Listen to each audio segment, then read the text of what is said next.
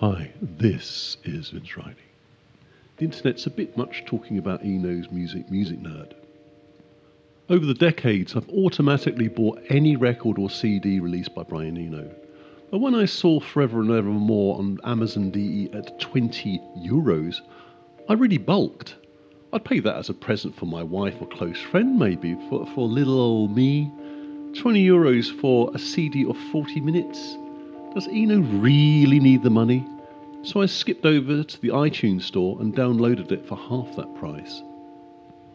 Those familiar with my reviews will recognise that it sort of strays from the usual aging head to camera in front of an even more aging record collection greeting you with, "Hi guys, how you doing?"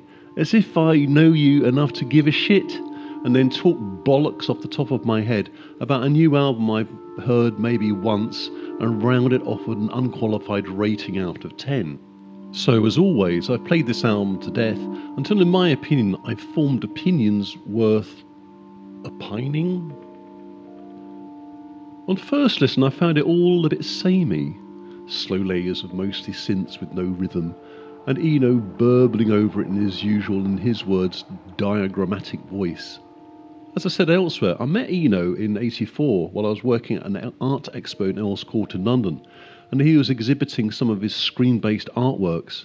At one point, some bright organiser piped one of Eno's ambient works over the enormous speakers really loudly, and the ambient music is usually played as a background hum at a subliminal level.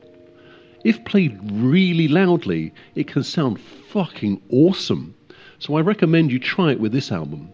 What emerged are rich, spiralling layers of sound, with Eno more chanting than singing about the impending apocalypse, which, to be honest, in November 2022, looks alarmingly possible. "There's the button. Where is the button?" mumbles mad little Vladimir. One reason I love doing these reviews on YouTube is the idea of people watching them in years to come, even when I'm dead and gone.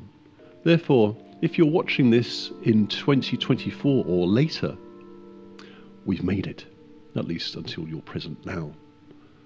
I thank you for listening, value any comments, and Brian Eno's Forever and Evermore.